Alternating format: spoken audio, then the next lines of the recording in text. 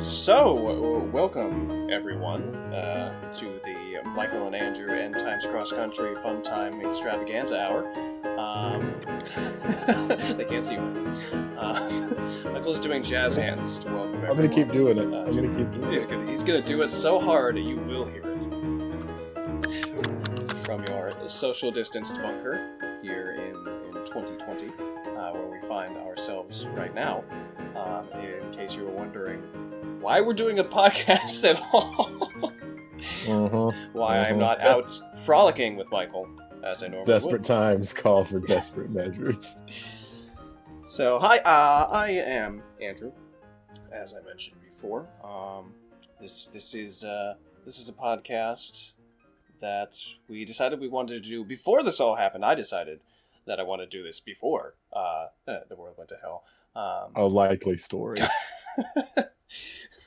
Anything to save face, right? Right. And so I just figured that now that we were sequestered as we were, what a great opportunity to give it a try. So I called on my friend Michael, who is with us here as my faithful co-host for the last 45 seconds. Let's hope he keeps that streak going. And thought, why not give the people something to smile about? And since they can't see Michael's face, he's going to have to work doubly hard. This would be so much easier if it was just a feed of Michael's face. He wouldn't have to see. I mean, I do have a Muppet quality to my visage. You haven't brought in your Muppet voice, I've noticed. We'll get there. We gotta walk before you run, Pumpkin. Walk before. Here on the Andrew and Michael Funtime Hour, I did not figure out what that acronym is or if it's even viable. We're going to be having some fun, but we're also going to take the opportunity to talk about real stuff, real issues. We are both actors in varying fields. Michael does a lot more film. I do a lot more theater. He is in North Carolina. I am newly in Chicago, so we come to very different backgrounds, although we did go to high school together. So we have different experiences, different viewpoints on the art itself. So we'll talk a little bit about the things that go into what we bring onto the stage, and probably that will last a good minute and a half before we tangent. And we'll have some fun while we're at it. I'm already having a blast. You jumped the gun, Michael. Sorry. You have fun when I say you have fun. Go back to your corner and start peeling potatoes. Okay. I'm trying to figure out what this means to me being stuck here at home in relatively new city. Just moved to Chicago here, and I don't really have a place yet. And so this is entirely new to me. Michael's been where he is for some time, and so he had a rhythm that he was going. This coronavirus thing. If again, I mentioned 2020. It's the coronavirus thing. In case you're listening later on and you're like, what part of 2020? Which crisis of 2020 were you dealing with? I suppose I'll be fair, unless I'm very specific about. It's early in 2020. We just got started. You listening in 2045 to the archives that you dug up out of the Arctic. There was this flash drive that you found this podcast on, buried in the Arctic Circle. This podcast and nothing else. Michael, get on that. Yeah, that's it. Yeah, I can see the look of horror on that poor enlightened being's face. They thought they were going to get Sartre. They got us. You intrepid Arctic explorers, we thank you for bringing our wisdom back into the 23rd century, where it belongs, quite frankly. Oh. We are ahead of our time. We always have been. And we'll have to insert some sort of Latin incantation in the soundtracking underneath sometime to bring us back from the dead. Yes, and intrepid Arctic explorer, if you have any necromantic powers, we're waiting. We are waiting for you. I'm a really good cook, so right. And I clean. Help me help you, future people. But barring any necromantic resurrection, because if we knew that was coming, we would just stop right now. We could do it later. Procrastination. Ho! Whoa! Barring any expectation of necromantic resurrection, we will go ahead and do this now. As I mentioned, I am joined by my great good friend, Michael Williams. Michael Williams, my friend of mine for how many years now? We graduated high school in 04, so that makes 15 years since graduation. So it's 16, 17 years. Wow. Right? Well, 18 because I came in as a sophomore. Our friendship is an adult. And he has not grown up yet. What is wrong with him? He's not. He needs to get a job. And he needs to quit eating so many damn snack packs. Oh, I've been giving him snack packs. I'm sorry. Oh, you bastard. I'm the permissive parent. That's true. That's painfully accurate. So, Michael Williams, everyone. Hello. So yeah, as Andrew said, my name is Michael Williams, Michael Ray Williams. And I have been acting since high school. That's how Andrew and I met. And yeah, as he stated earlier, my primary focus has been more in the independent film world, which is actually kind of ironic to state right now because this last year I have gotten more paid theater gigs, but that's because the nature of film, everything is very spread out, so you have downtime inevitably, so you have to fill that downtime. So anyway, yeah, we have done that talk back and forth a number of times about trying to film something, do something. Since high school, wasn't it? We wrote a film script in high school, didn't we? We did. I still have it, both a hard copy and a digital copy. We've been, and it's actually it's really ironic because you left North Carolina right before I got put into a place where I could actually start filming things. You're welcome. It's just this really beautifully terrible irony. So yeah, but we've been talking about doing something of this nature for quite some time. I don't like to buy into the whole pre-apocalypse catalyzation, but I mean, it's not far from it, I guess. I don't know. It's strange times, man. It's a strange thing. So yeah, we're doing it. We're doing it. Finally. Could feel good about ourselves again. Yeah.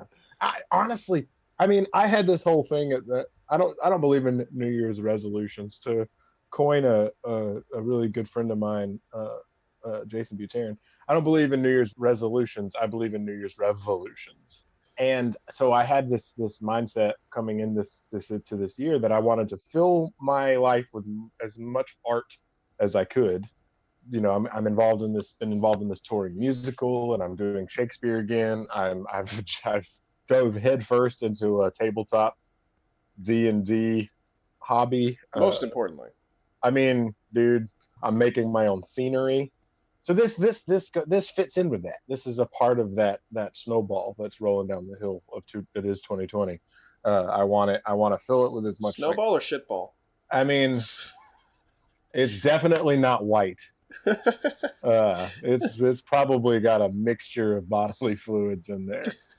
It's unpleasant. 2020 so far. Holy cow! It's only April.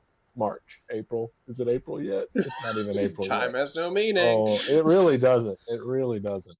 As Andrew said, I've been where I am for quite a while, and truth be told, I have kind of become a hermit. I don't really socialize all that much unless it's in a work environment.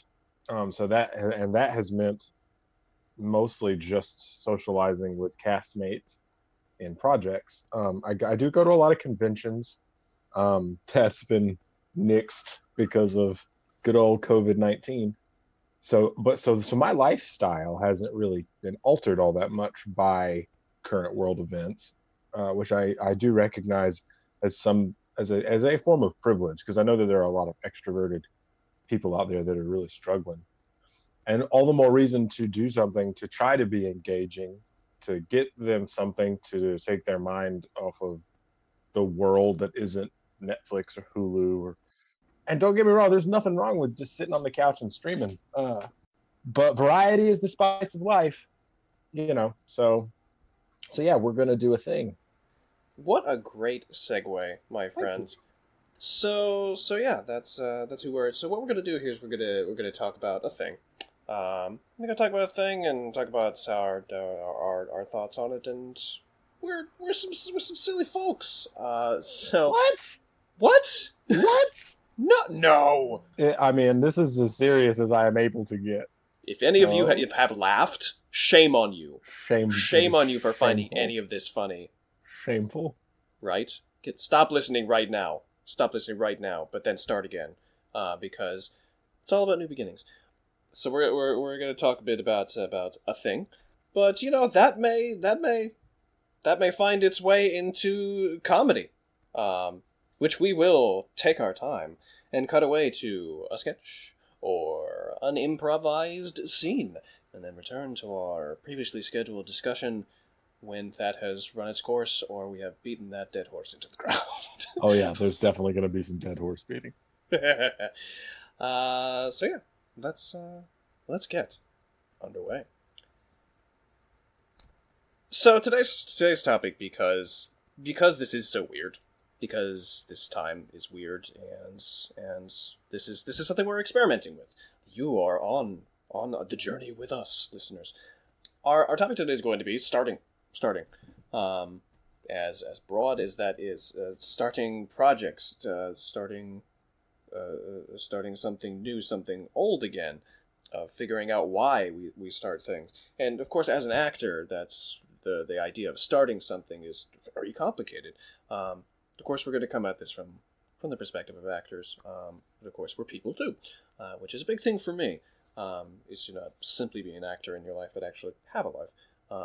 And going back, It's tricky. yeah, right. Some people don't get it their entire lives. It's not taught in school. So yeah, we'll come at this from the perspective of an actor, and this is most useful for actors to consider these topics and how they bring it to their work. We're talking about life. So yes, starting is the idea. We may not stay on that topic too terribly long. We'll see how it goes. Right? We'll see how it goes. But yeah, we'll see where that takes us. Now, as Michael was saying, we're sequestered right now, and so it's everything that we do is self-started right now. Yeah. Is it not? And that creates a huge problem. What do you start? What do you choose to start when your options are so absolutely limited, when your resources are so severely limited? And it's Michael. What have you started in the past 2 weeks? Is there anything new that you've started? It's a way more complex subject than I would have thought at first glance. There's a lot to it. Show's one word for a reason. I know, right? So I mean, like I said earlier, I've been doing this D&D thing, and one of the things that I have personally started is making my own scenery for tabletop. And this is the terrain I'm working on. Terrain. Oh, it's like, so I've got my dragons, I've got my manticores, and here I have a choo-choo. I am on the terrain train. You play with these minifigs, these cool little guys. Yeah, like if you're really into it, you could just talk it through. that's sure. Lame. Yeah. Use your voice for creativity. Who does that? No. We need to have iconic representations of the characters we've conjured, because we've allowed our imaginations to be whittled down to nothing. No, it's cool. A while back, I've been playing D&D with a group, and a while back they had a bunch of minis, and some of them weren't painted and some of them were, but they weren't painted very well. So I have an art background, so it fell to me to try to paint them, and it turns out I'm pretty good at it. And so I wanted to take it to I'm really enjoying it. Like, I haven't been involved in like an art project in a long time that I just gotten so much satisfaction out of. It's really weird. Is this where you thought your life would end up? Dude, like it's strange. Like, I am just completely caving to my nerdiness. And it's not that I was ever against it. It's I was again, and this is on topic, I promise. I was afraid of it a little bit because, again, it's that starting. It's being in that like I remember going to game shops where they had pre-painted figures that were for sale, and they're some of them are kind of pricey. And I would look at these pre-painted figures and be like, man, that is really cool. I could never do that. So eventually, I was just like, you know what, screw it. We're just gonna give it a shot. We get some tiny brushes and some paint, and lo and behold, and it sort of snowballed into there. And then so since all this madness in the world has really been turned up to a fever pitch, I decided I wanted to start making my own scenery to go with these figures. And when I say scenery, that can mean all kinds of things. I started with some trees. I'm making stumps. I'm not recording video. Oh, you're not recording video? No, just audio. Wow. Everything you've done has been wasted. Your sexual dances that you have been doing this entire time have been that lost. Is depressing. Well, I'm showing you. There, look. Look at that. But I'm not interested. What's new? So anyway, that's what I have started. But now you say, of course, you had the artistic background, so this is not something you've started for the first time. It's something you're starting again. It's something you're falling back on. In a time like this where we have to start something, we can either choose to do something we know or do something we don't know.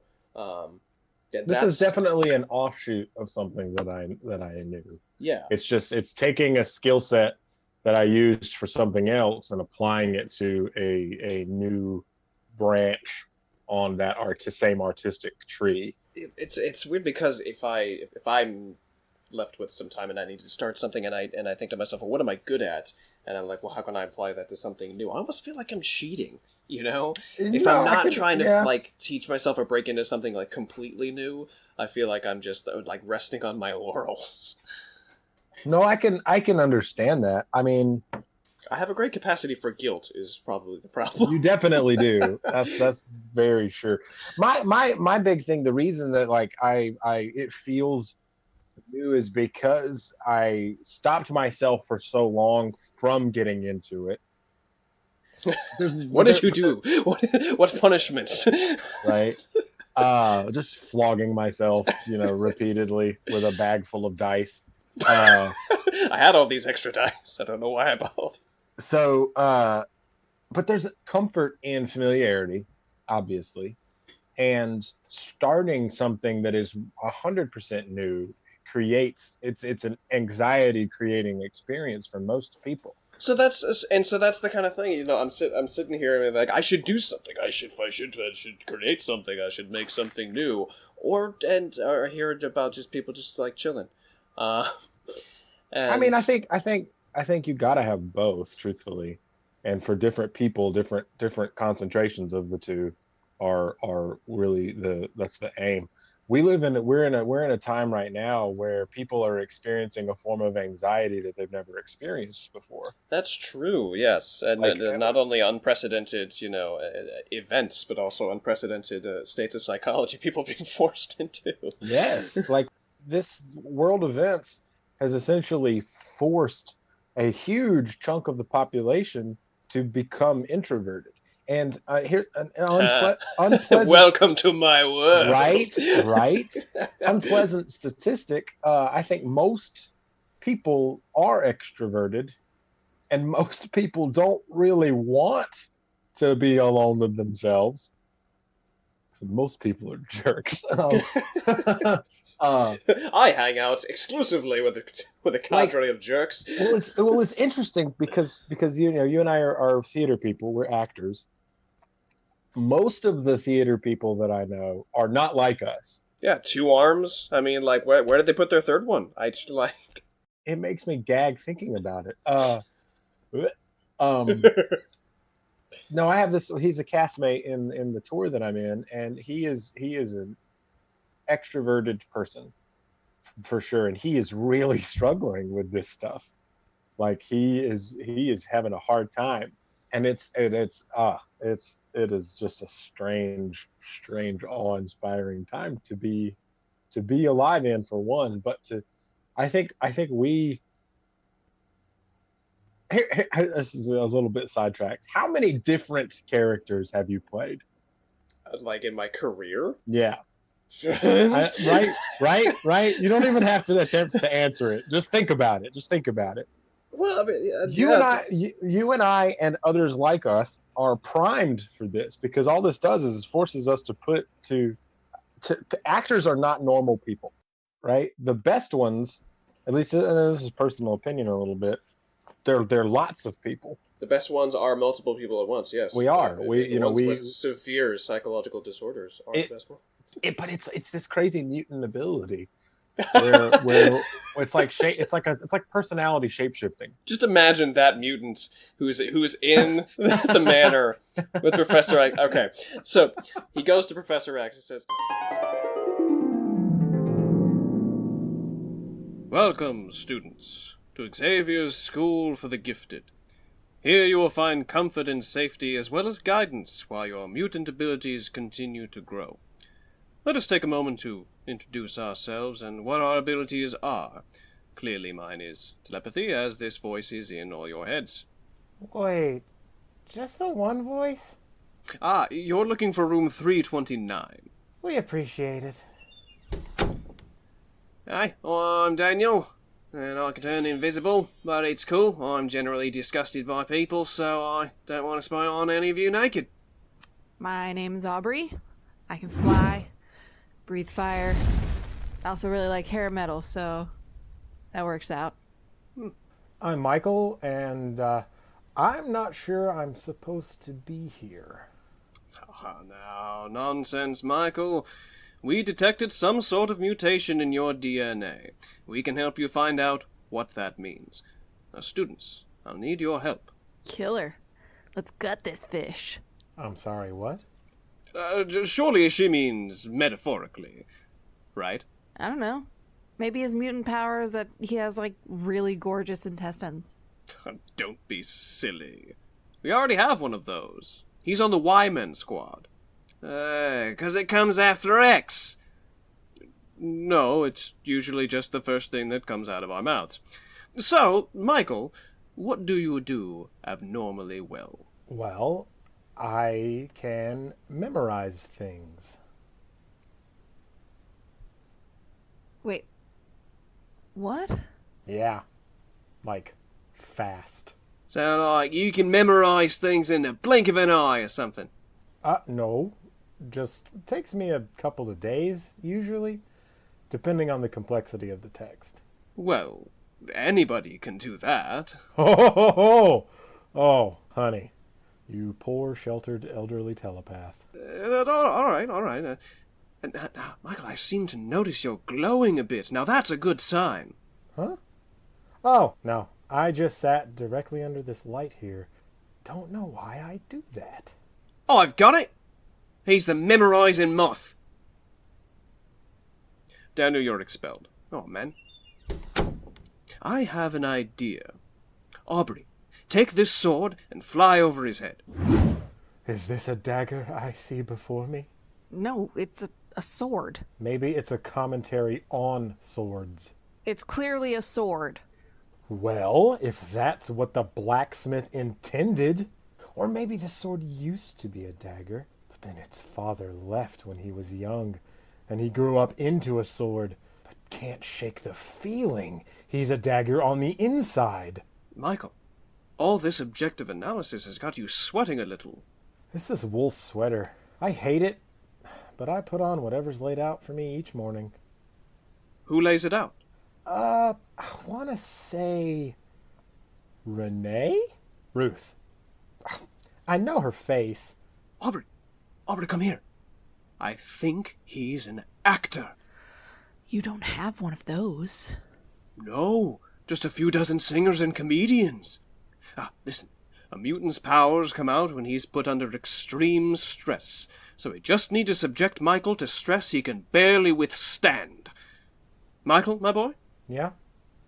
I have some notes for you.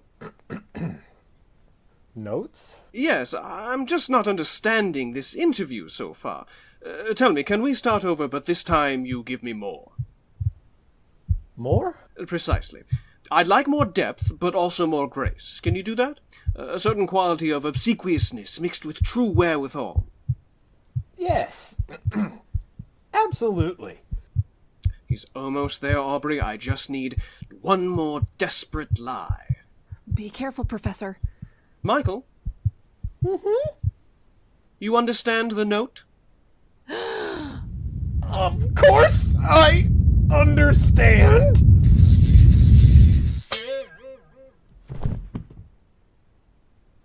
Michael? Michael! Well done! How do you feel? I feel like a hole inside of me has been filled. That'll pass. And you'll be back to feeling like an actor in no time. Thank you? I guess. Oh, lesson number 1, my boy. Don't thank me. Thank the school's recruiter. Yeah, and start sucking up to Scott. He's a prick, but he's the leader. Oh, and Hank's a dweeb, but he knows the paperwork, and he can get you into the library anytime you want. And of course, being in your house, you only have the resources that you have. That's a real kick in the teeth. And I for one hope I run out of resources, because then when this is all over, I can, stand at my doorway, look back, and be like, yes, there is nothing for me here anymore. And then set fire to the building. I've earned this. I'm just all about fatalism these days. It was something in grad school that I realized I had too many things on my plate at the same time, and I had to winnow away. You sure did. Get your fingers out of all those pies. No, you love pie. I was worried about you for the longest time, man. Smashed all over your face. Look at you, you're a mess. You got a pocket full of gummy fruit slices that have just molded together into one wad, and you ate it. I saw you. The webcam that I put in that Build-A-Bear captured it all. There's nothing worse than watching a grown man weep while he eats gummy fruit slices. A wad. Gummy fruit wad. From Haribo. And the mascot's a mutated bear. Sad mascots. Sad. He's one of those bears with mange. It looks like a werewolf. Have you seen that? No, what? Look up, Google image search a bear with mange. They look like friggin' werewolves. It's terrifying. Am I going to have nightmares? You might, man. They're scary looking. Like, that's what a friggin' werewolf looks like. That's not a bear. That's a werewolf. Been sleeping too well lately? Try bear with mange. Guaranteed to keep you up to all hours doing absolutely nothing. Get to know your ceiling tonight. This brings us to a great change point. So we're doing this because we love it. Yeah. You know what? Scratch that. We're doing this because we love you. That's true. Right? I hate this. I hate this absolutely, but I love all of you. And I hate you, Michael, most of all. Oh, yeah, with a passion. I appreciate that, listeners. So we are not getting money off of this, nor do we want any. We can cut that out if need be. So insofar, reserve the right to pander and beg for money at a later date. Yeah, of course. So insofar as we're not doing this for money, that has given us the rare opportunity to be able to court sponsors for not for love of money, but for the love of the product itself. And so... Yeah, 100%. And so this is a segment that I'd like to call Who's Sponsoring You Today? And for me, today, sponsoring me is Second String Cookie Cutters. Never thought you'd go to the top shelf in your kitchen cabinet, did you? You'll be the real people's hero when you show up at the South Africa party with your perfectly shaped Nelson Mandela snickerdoodles. Befriend that weird kid with your obscure dinosaur sugar cookies. Make your next event memorable with Second String Cookie Cutters. It's a product that really only works once. Michael, who's sponsoring you today? Sponsoring me today is the generic Dickey's Barbecue Pit take-home plastic cup. It's one of those plastic cups that's not quite classy enough to tell your visitors that you go to a fine dining establishment. You're the kind of person that will leave with a plastic cup souvenir. I like it because it's 64 ounces. Which is the perfect number. There are lots of 64-ounce cups in the world, but this one has the word dick on it. So A cut above. it also just I like it because I stole it from a dear friend of ours actually. We talked about X-Men earlier, and that's an interesting to me, and my brain's gone back there for a second. As it usually Not in does. a After as really it in usually. I 7 do. or 8 times. That's actually super accurate. I've cut out about 9 or 10 different digressions on Marvel storylines that Michael has gone on, dear listener. So in the X-Men universe, in several iterations of it, when a mutation manifests is when the mutant is usually in adolescence, and they are put into an experience that causes heightened stress, high strain. Our profession is under a period of duress. It is Wholly new. It's been smooth wholly sailing new. for 1,000 years. The nature of our work now is in this period of duress, and it's going to have to evolve. This idea that all of this stuff this unpleasantness is going to pass, and that we will return to some form of normality, because I refuse to use the word normalcy. To return to some form of Do we need to normality. dig into that? We can if you want. Normalcy is not a real word. It became a word because of a speech from like 19 something, 1920, I guess. And then it all of a sudden just got inducted into accepted into the lexicon. It's like that. It's just not a word. Normality. The word is normality. I thought this was your long-standing vendetta against the letter C. I mean, I don't really like the letter C. Actually, no, the letter C is fine. It's the letter K that I have a problem. Oh, really? With. Yeah, because the letter C does everything that the letter K does. The letter K is unnecessary. We should get rid of it. It would save. Think of all the plastic we would save on keyboards.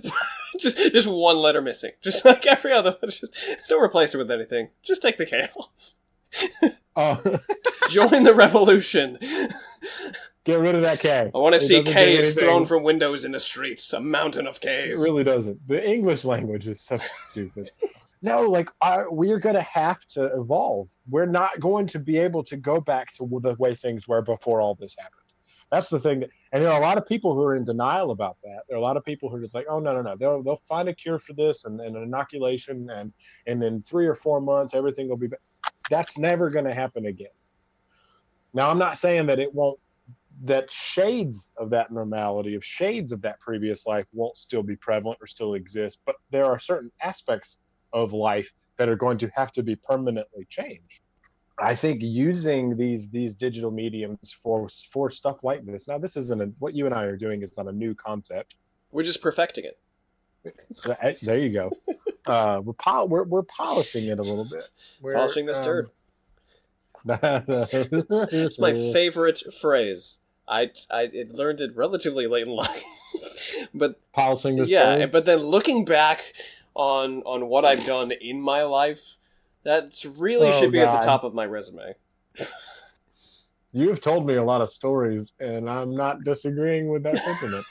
You've done a lot of crap in your life, Andrew. I'm just saying. You get yourself involved in terrible, terrible things, and you don't listen to anybody when they tell you not to. Wow, but you make it work for you in a effective way. You know, we've all been there, man. We've all been there. So anyway, what? You're just gonna giggle and not? You're just gonna giggle and leave it. It's just we selected strange career paths, right? Like we really did. I don't know, what else would we be doing? What would we be doing? I sometimes think, if I stopped acting, what would my normal Joe life be? And my brain starts to rebel after a short time. Yeah. But I've tried the normal Joe life, like I have, because was there a time where you said to yourself, "I'm not doing acting. This is not me," for a period? Yeah. Where you really wholeheartedly stepped away. Yeah. I mean, it was because I allowed myself to cave into my circumstances. Does that make sense? So it wasn't willing. It wasn't a choice you made. I need to not do this. For no, I turned it into that, and I mean it was a form of grieving. It was the grief process, because it very much at that point in time, looking back on it, this is the first time I think I've looked back on it. Looking back on it, it was very much like a death in the family. It's like losing part of something that was part of yourself, and the grieving process. I don't know the order of the grieving process. I believe it starts with Twinkies. It goes with tearing up stuffed animals. Gummy fruit slices are prevalent throughout. I think screaming out the window is maybe like 5 or 6. Yeah, passing out in the yard in your underpants. So that's like 2.5, isn't it? It's 2.5 and 3.5 and 4.5. That takes up a big chunk. It's really nice. You get to stage 2, you just stay drunk through stages 2 and 7, and you just kind of like you get past it. I don't know about you, but I love waking up in the yard in my underpants covered in snails. It's there are people all around the world who pay top dollar for that kind of treatment in spas. I just do it right here. It's artisanal. Is what it is. That's what they call it. Yeah, it's awesome. We only have the finest snails. They thought me pooping in the yard was not good for the environment. I'm attracting the wildlife of your dreams. That's right. You have no idea. And so please, can you let me finish my poop? We can talk about this later. Sorry, I saw you squatting and I thought I would take this opportunity. I had a whole friggin' point. What was I talking about? Oh yeah. Well, what's the grieving process? So it ends with acceptance, but you have denial and bargaining and anger and all that. And at that point in my life, when I got put in a position where what was directly in front of me was this concept that I wasn't going to be able to be an actor, and I went through that grieving process and eventually accepted it. Eventually it was okay. This is what I'm doing for a time, maybe forever. And actually, that's ironic that this is where my train of thought has gone, because it was you coming to me that got me out of it. Oh, because you were doing. Hey, it's okay. I forgive you.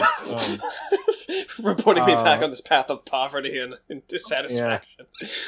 No, it was when you were doing Kiss Me Kate. Wow, because that's when my wife first met me. Yeah, I was changing lives left and right. I was making things happen. Yeah. I was healing the sick. Yeah, you were doing Kiss Me Kate and asked me to come usher, and I came and I ushered, and Tammy directed that one, and she came up to me and said that she said I love you. You're a good audience member. You laughed at all the Shakespeare jokes In Burlington, North Carolina. Paramount Theater of Burlington. And then that somehow, now I think I've got the order right in my head, but I don't, and you're not going to be any better at this because your memory's crap. Yep. That got me connected with Thomas Drago from the Evan Acting Company, and you guys were doing improv, and that sort of snowballed. It just exploded from there. I have a question for you. You asked me, if there were ever moments where I thought like I'm done after this. What has kept you going? What has stopped you from caving to that entirely? Okay, so the first time I really felt that, I was in Austin, and I went to my director friend, and I told him, like, if anybody asks about me, if anybody asks you about me, tell them that's nice. He won't do it. Like, tell them that, because I can't. And here's the thing, it's Jeff Hinkle was just too good a guy, honestly.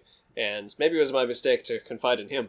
I should have confided in a more hateful person. They're like, yeah, you're right. Go work in a factory, Andrew. And it was just when I got approached for was it falsettos? Was it falsetto? I think it was Jeff. I think it was Jeff with a company that I hadn't worked with before. I talk about a scary concept. Right. A show that I knew very little about. And then once I got into the show, it's a difficult show, technically and thematically. I almost auditioned for it. I guess you'd be a Mendel. You're so a Mendel. Oh, I mean, you're not wrong. Not wrong. I I do break up marriages quite often. Yep. Oh, that made me sad. Did you not know anything about the character? No, I did. I just hadn't thought about that phrase. But I guess it was the people that I did trust, the people that I would stick my neck out for, and just leaning on them, leaning on Jeff to trust that he wouldn't lead me wrong. And funny enough, it was right after that period, honestly, that I went to grad school. So I was carrying all that into grad school. Oh, yeah. Right? And so maybe it was the entire grad school process. I think it was that brought me back from the brink. It was a huge act of faith to even go. It was something I knew was Leap of faith. yeah, man. it was something I knew I was going to do, but they had a lot to prove. I walked into class and be like, "Impress me." See now here's my problem that I've always had. Talking about being a self-starter, but at the same time, I've always wanted a mentor. I've never had one. Not like I've had like teachers. a real one. Yeah. Yeah, like someone that's like my ride or die. Yeah. I've always wanted that. It's not a matter of that I can't figure it out on my own, but There's a comfort in it. There's a comfort. right when I have nothing left, that there's somewhere I can go. Yeah. Aside from inside my own head.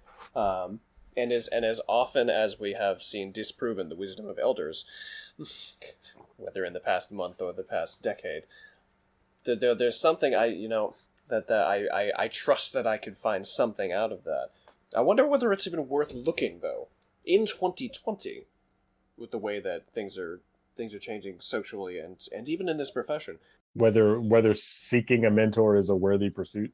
Yeah, and what's the best way to learn? That there used to be the sort of the passing down of knowledge, and when acting was more craft based, back in the day, but now that with the understanding of psychology that we have, that sort of rote passing down isn't as much of a thing. Of course, the outside eye is important, but in my own training, the outside eye is really just the aid to what's already happening. And once you get moving on your own internal technique, you can move away from the outside eye and continue to work on your own. Right. Not entirely, but in a sort of mentor capacity, it's no longer needed to be that sort of sensei Yeah. thing. Yeah. It's my teacher, Andre Malay of Bebel, our teacher at the Oslo. His eye is the keenest, but he's all about the homework. You do the homework and you come to class and use his eye, but it's really about the homework that you're doing. It's about the daily practice. And obviously, you don't have him. You never even had your mentor unless you were in a monastery. You don't have your mentor 24/7. So I suppose even then it was ultimately coming back to what you're doing yourself. And that's a lot of pressure. That's so much pressure. Yeah. I mean, I would like to offer a counterpoint, but Allowed. my background and education, they were air quotes there for our audio listeners. I picked Michael up off the street, honestly, and forced him to go to high school with me. Pretty much. That's why we would drive to school every day, but that was because I would pick him up out of the ditch that I would find him in. I would have to wake up an hour before school every day, driving around to the common ditches that he would find himself in. In my defense, that ditch had some really cool rocks in it. I'm just saying. Well, here's a terrifying thought. Please, I need one of those right now. I know. I've been feeling like that's what's missing in my life. The startling thought, Andrew, is that you and I are about to the position where we are going to be those mentors.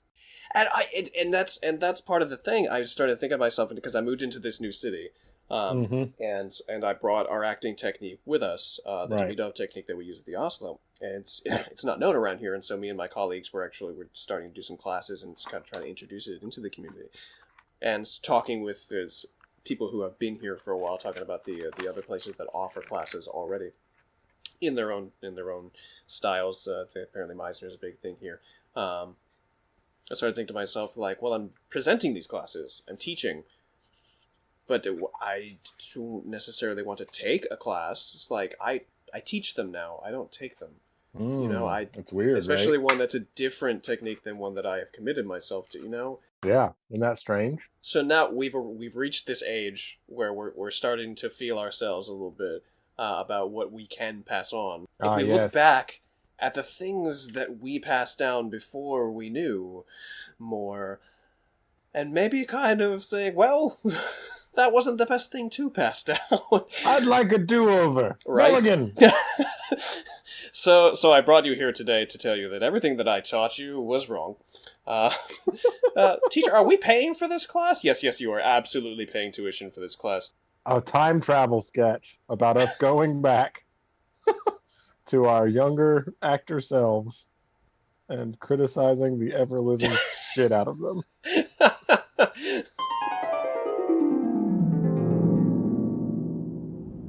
Time machine batteries charged. Tip top. Time appropriate change of clothes. I've got a 12-pack of slap bracelets. We're good. Time transit snack. 4 pounds of grapes. Check.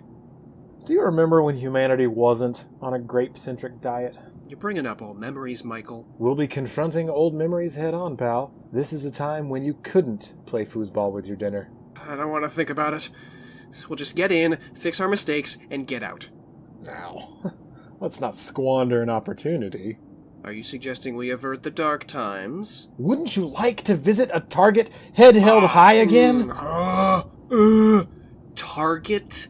Target? How dare you? I haven't forgiven them for the Battle of Archer Farms either. All the sensible snacking solutions in the world wouldn't save the poor souls lost that day. My own father was conscripted into their legions. Forced to wear armor of nothing but layers and layers of unsold Moss Ammo t-shirts. Offered no protection at all. They certainly painted a target on their backs that day. The drone strikes were pretty effective. I mean, they were asking for that. Why they started to put their logo on the roof, I will never understand. Michael, if we're going to change something, we should go big.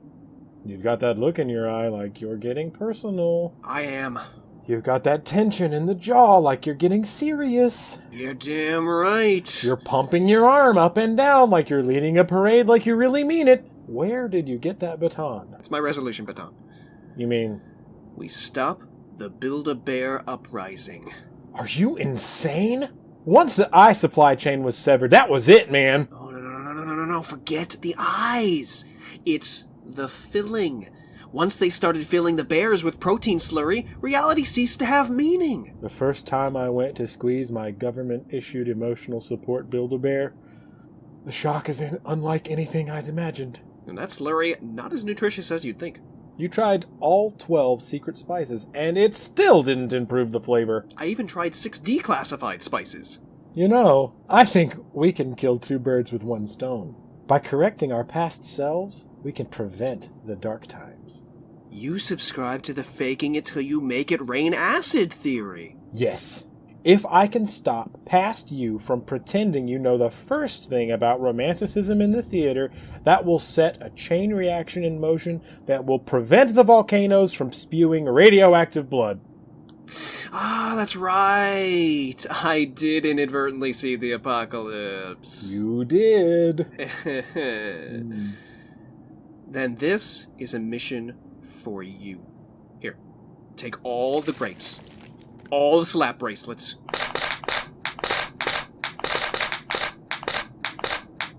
You can do this. Don't be ridiculous. Keep 2 of the slap bracelets. Can I have the green one? You can have both green ones. When they write the history of this day, they will remember your heroism. And how you gave up the 2 green ones. Mostly the bracelets thing, probably. All right, here I go.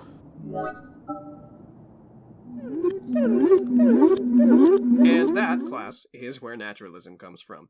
As agreed, no questions. That will not be on the test, but it is all 100% true. Oh. Hello, Michael. Hey, buddy. I didn't know you were coming by. Just, spur of the moment.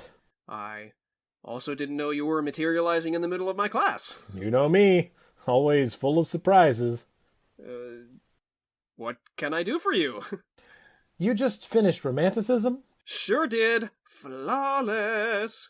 Tell me, you think any of these students are gonna fact check you? Maybe also a Reddit user? Oh, him. Him? Mhm. Great. Hey, class! Impromptu stage combat workshop. Here's a sword and... See, class? That's how you convincingly get stabbed in the chest. I think I'm dying. All right, Hamlet, save it for acting class. So me and this guy are going to go into the hallway for notes. Great workshop. Safety first. Bye!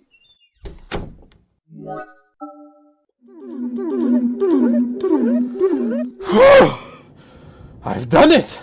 There's the time criminal. Officers, arrest him. What? Andrew, what's going on? Your shenanigans in the 20th caused a lot of pain and suffering, mister. Why are you wearing your sunglasses at night? For dramatic effect. It cuts my security. What? What? Don't be afraid of a guy in shades. Take him away. Oh, buddy, hold on. Let's talk about this over a snack. He's got grapes. I repeat, he's got grapes. Take the shot. Take the shot! Whew. Good work, boys. Almost had another raisin revolution on our hands. The dark times will continue.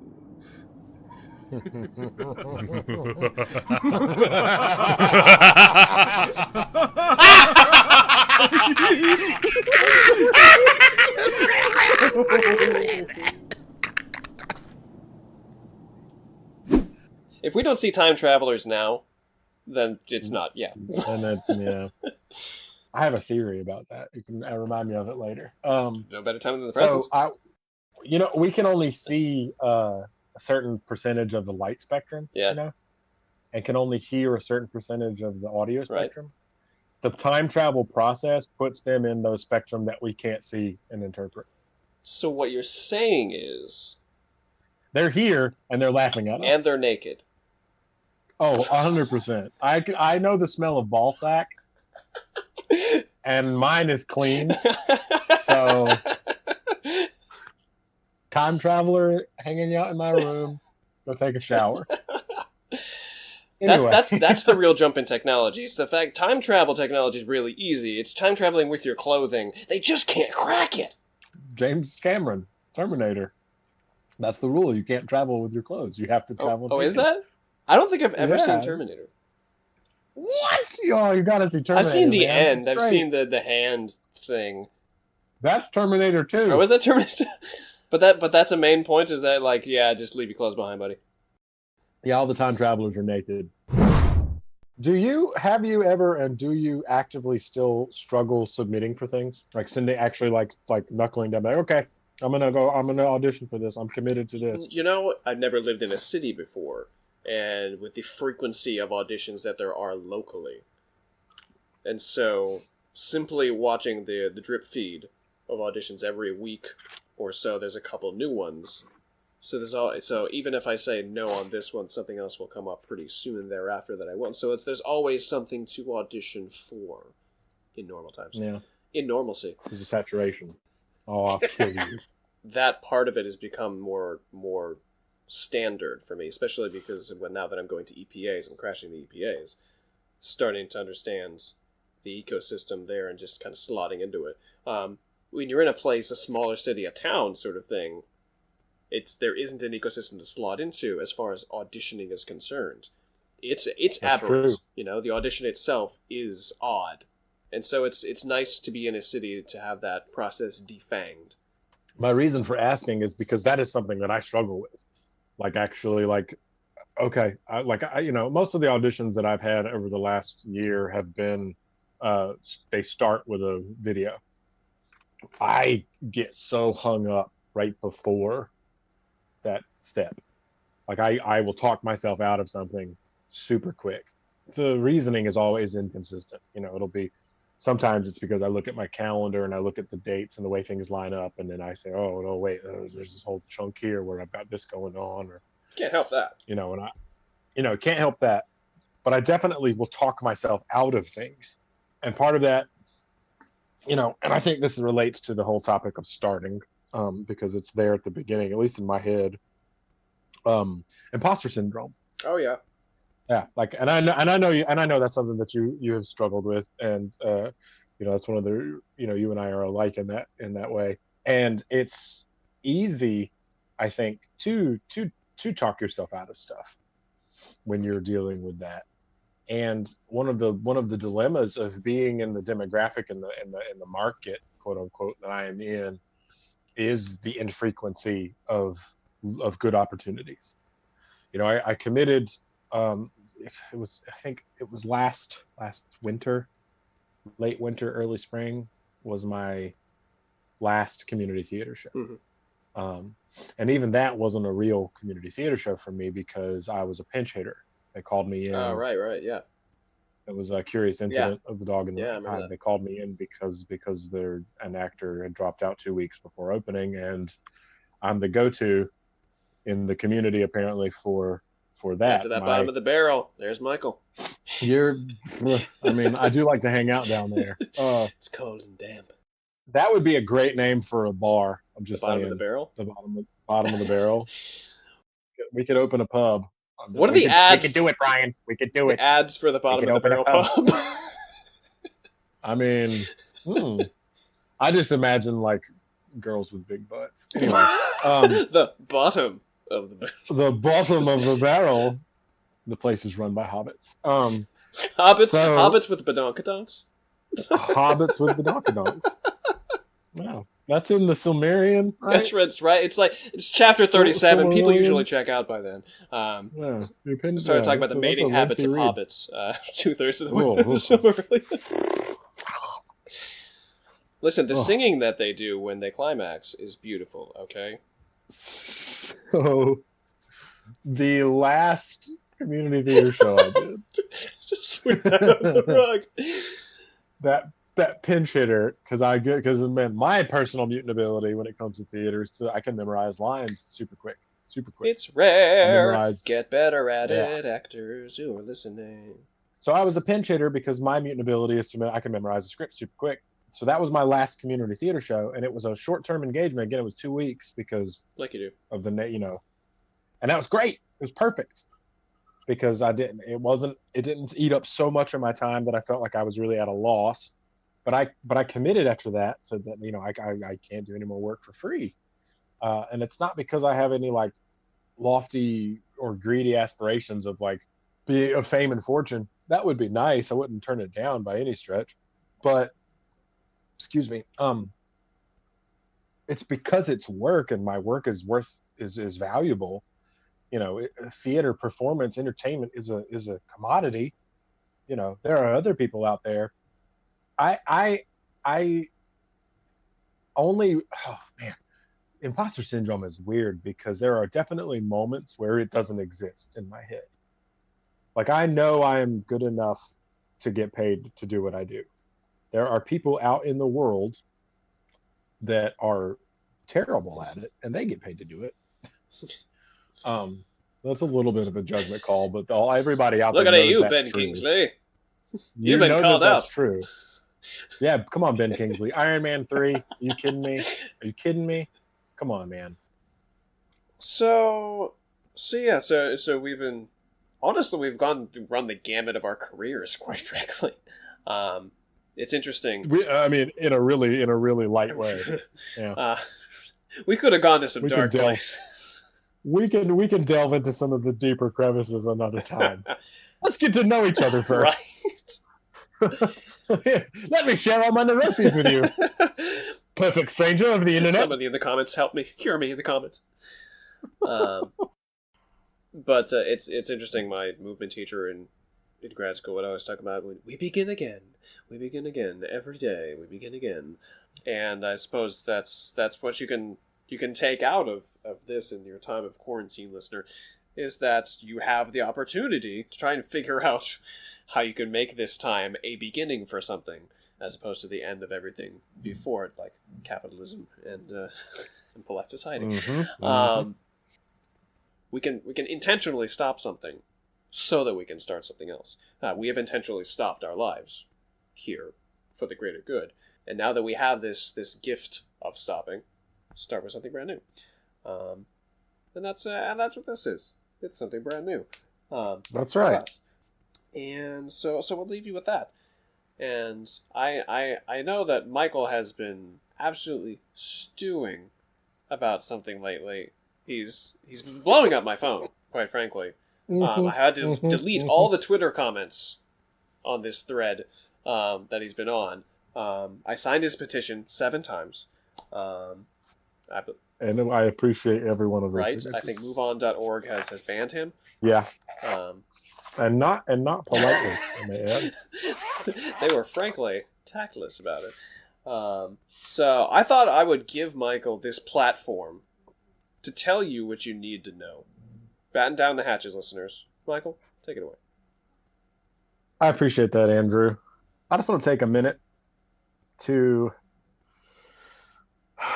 let off a little bit of steam on the subject, a subject that has caused a great deal of strife for me personally, Go-Gurt.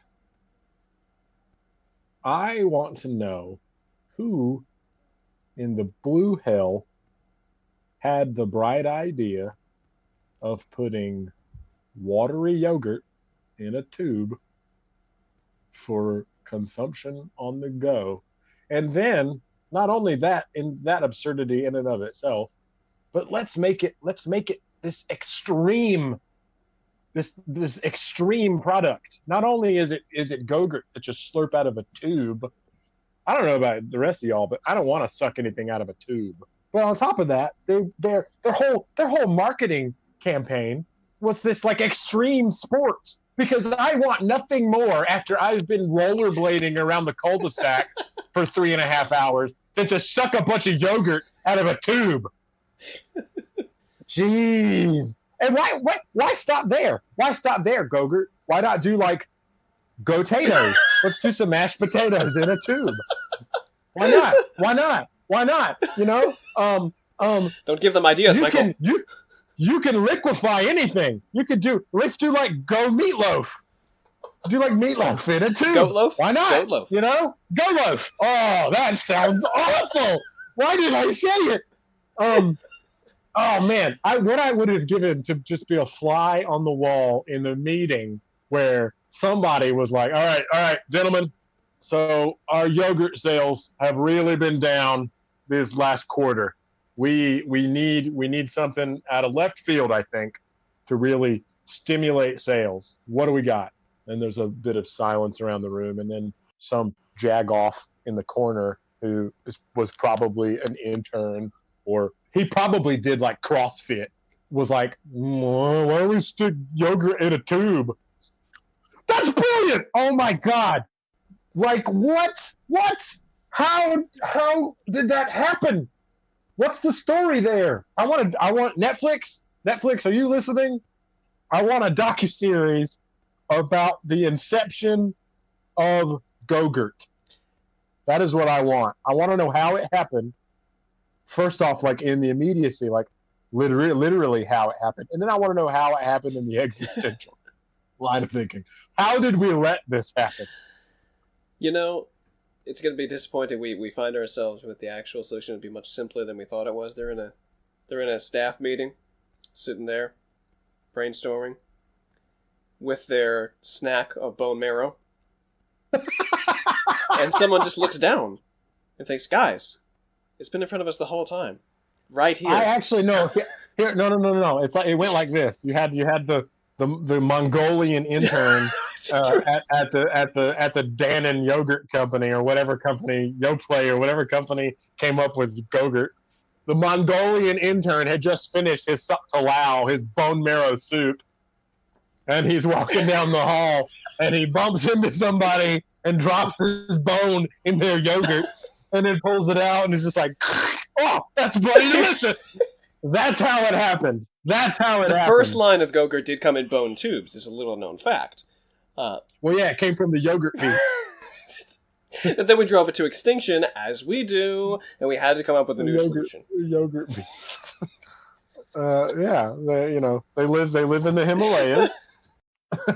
They're apricot flavored, which is weird. You had the spear carriers, and then you had the bucket carriers, because when you pierce Yeah, it comes out. You got to catch that yogurt. It comes out like a lot. Like a fire hose. I would like to pretend it's comical in nature, but really it's just graphic and unpleasant. Many brave warriors died to bring you mixed berry. That beast stays in its cave. It knows it's delicious and precious. It knows of its deliciousness. Its deliciousness is not an enigma. It is the truth. The all-seeing eye of the yogurt beast. They had hey, I hear yogurt beasts have quite the culture. Well, no, what's their yogurt god? Ooh, The deity that these yogurt beasts worship. This amorphous blob. lactosa. Lactosa. Lactosa sucrosa. Lactosa. Way on. Calcite. The trifecta of dairy gods. I thought it was ridiculous when I was a kid and it came out. Do you remember, and you probably, I mean, maybe you do, I don't know, your memory is spotty at best. You more than once insulted my memory over the course of this, and I remember that. You thought that I wouldn't recall the previous time you insulted my memory, which is why I pulled it out again. We'll revisit that subject next time. What subject? Do you remember like the extreme sports advertising of snacks from when we were kids? They were go-gurting on the half pipe. Yeah, exactly. They were eating Go-Gurt while they were skateboarding. Here's the thing, though. It's difficult. It's really difficult. It is. You have to open the package while maintaining board control. Like I do film work. Can you imagine like how many takes? And the Go-Gurt to eat so much everywhere. Yogurt. Oh Jesus Christ! I did a film one time where I was in a basement. It was this apocalypse thing. It's appropriate, and I had to inhale a can of peaches and heavy syrup. Fuck me, man. I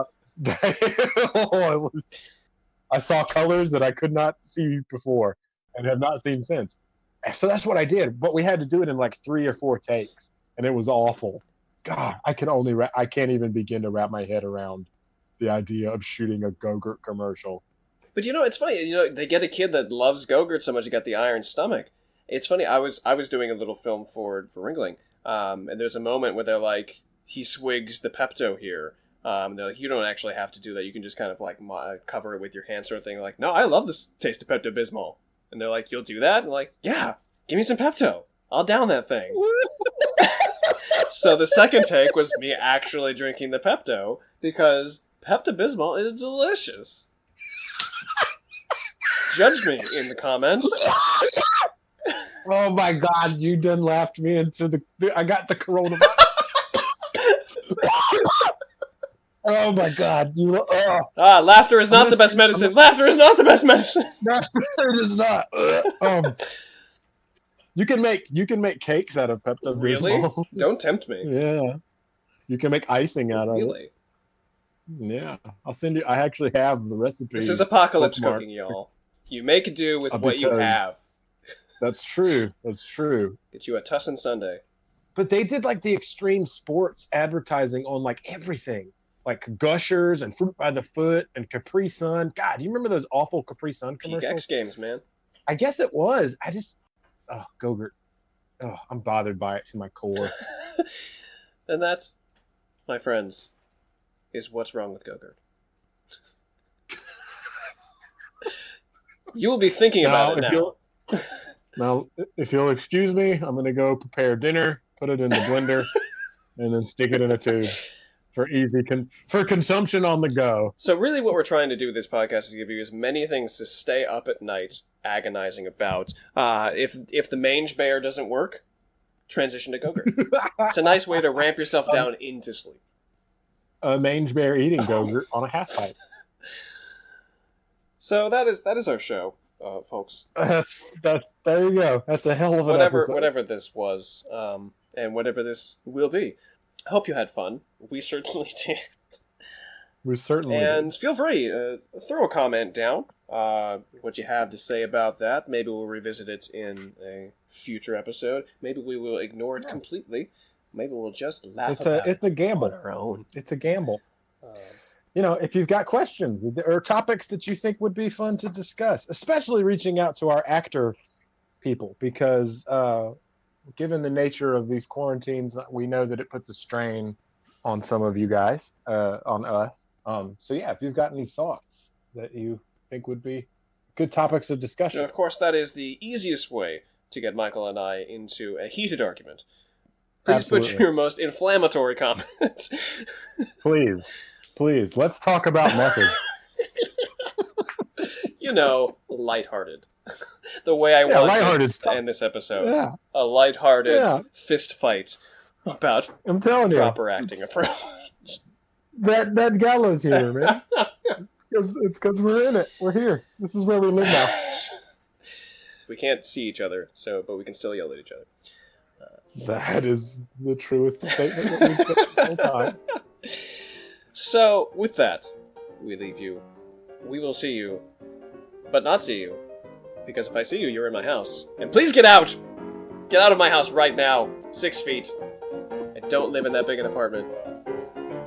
We will not see you next time. Bye! Be good or be good at it. I think I know which one that you do.